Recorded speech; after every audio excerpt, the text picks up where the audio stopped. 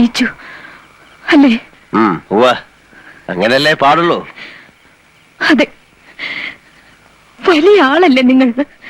പേരുകേട്ട അച്ഛന്റെ പേരുകേട്ട മകൻ. ഞാനാരാ?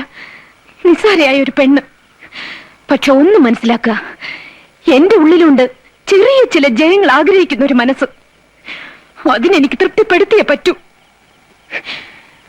നിങ്ങളെപ്പോലെ രാഭാസന്റെ മുന്നിൽ ചിലങ്ക കെട്ടി ആടിയപ്പോ കളങ്കപ്പെട്ടത് ദൈവദത്തമായൊരു കലയാണ്.